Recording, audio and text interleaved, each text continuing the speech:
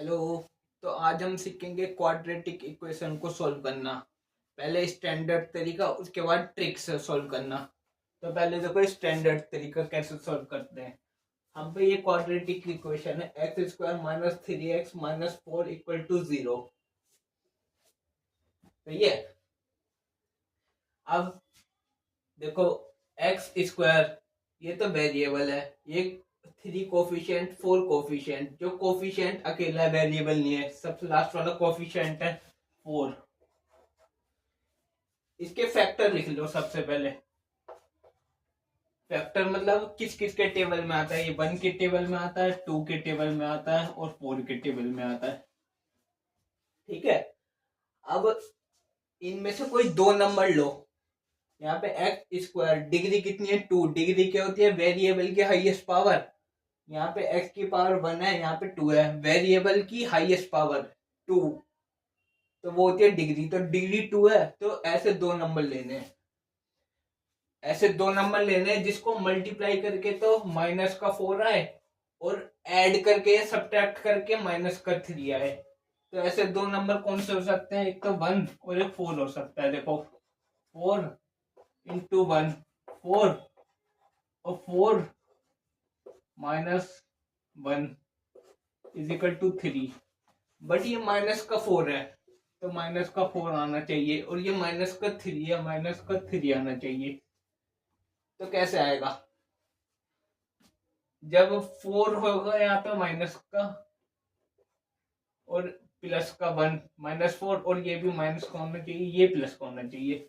अब देखो अब सही है। और ये x के साथ, क्योंकि 3x है, और ये x और ये x सही है।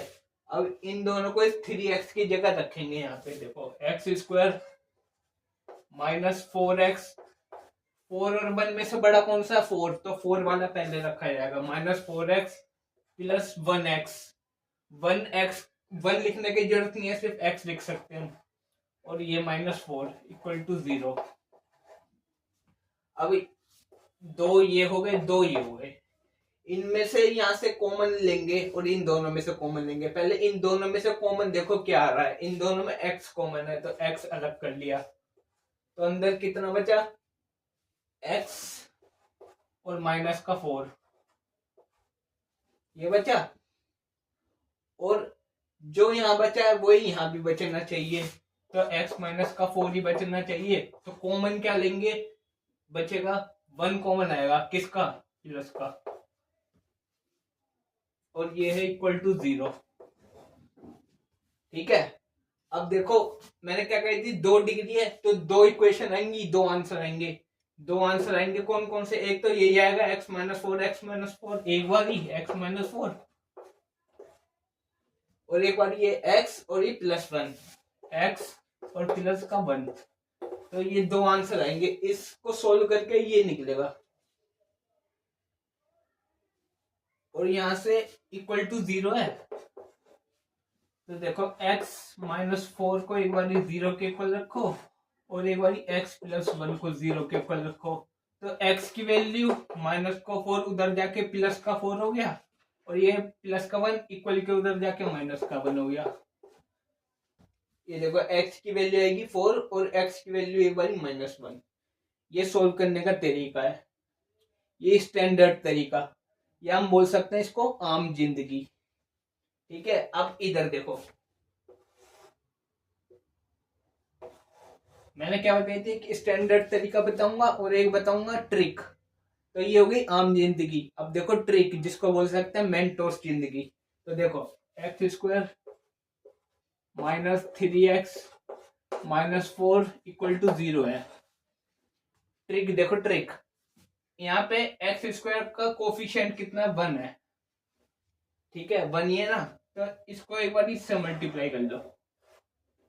यहाँ लिखो कितना, 1 मल्टीप्लाई -4, 4 1 4 और माइनस का 4, माइनस का है ना।